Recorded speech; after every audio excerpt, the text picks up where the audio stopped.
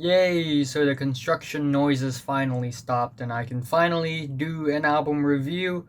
Uh, let's go. Hey, Lightbulb, what's up? It's the Culture Detective here investigating your favorite albums. And today, I'm going to do an album review on the latest Dorian Electra album, My Agenda.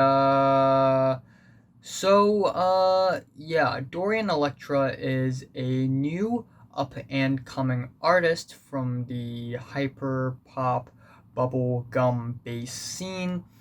And their last album, Flamboyant, which is released last year, I didn't review it because I just didn't really get into it. Really, the album just never really clicked for me. While there are some parts in the album where the melody is pretty catchy, that's just about it. I'm not a huge fan of the constantly pitched vocals that goes up and down and up and down for the entire duration of the album. The very glitchy, noisy industrial aesthetics never really came to be artistic or anything for me. It just sounds kind of grainy and gimmicky. And while, again, I don't hate Flamboyant, it's pretty difficult for me to get into this kind of music. So, anyways, I went into my agenda, and this album is just 25 minutes long. It's not really that long. It's a really small album, and this album is also artistically, more sinister, edgier than the last one.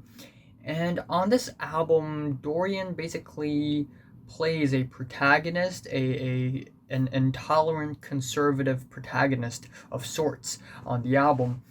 And that's about just it.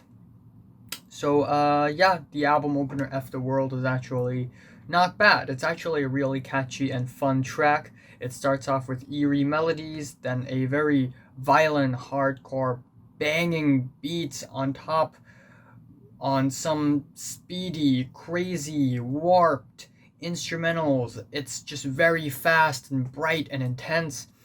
And then we get a dubstep break, and then we get a drum and bass break. It's crazy, it's whack, and I actually enjoy it a little bit. And then we have the next track, My Agenda, and while this track isn't nearly as catchy or as fun as the last track, in my opinion, it still has its fun moments, and it's still very bright, and it's a pretty entertaining track. It's entertaining to listen to. We get these chugging metal guitars, which is really nice, and also we have a guest feature from Village People, who made YMCA. Village People.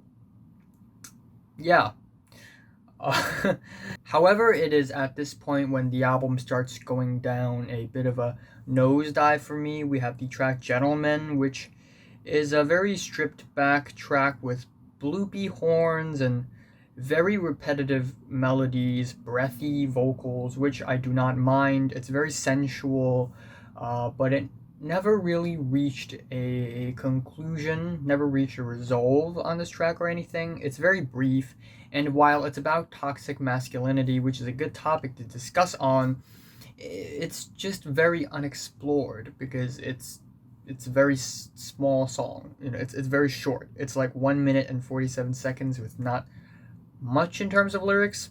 We have the track Milady, which is pretty interesting sounding. I really love the breathy chorus of the track. Again, it's very menacing, it's very sinister, and it sounds fantastic. And we also get these banging beats and metal riffs in the verses. However, the riffs, the verses and the choruses, they don't mash together all that well, not in terms of tempo or in rhythm. It's kind of jarring, and once again, the track is very brief. The track Iron Fist sounds like a villain monologuing over an Osu map. It sounds, and I know that there are many kinds of Osu maps out there, but this one is just the constantly blasting, loud, hyper speed, with the constantly banging beats kind of map, and it just gives me PTSD. Let's move on to the next track, Barbie Boy, which is a very hyper poppy track, but it's also very straightforward, very plain, with its bright keys and all that. And the hooks are kind of weak, in my opinion. The track Sorry Bro, I Love You is another track on the album that I like quite a bit. It's a 90-second long hyperpop song about bro love, and it's catchy, it's fun, it's not that loud or industrial or anything.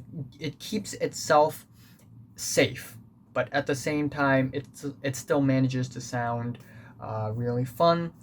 And then we have an interlude called Monk Mode, which is a really weird interlude. It starts off with these really weird spoken words, and it just suddenly transitions into this violently banging hardcore beat once again, and it sounds really dry.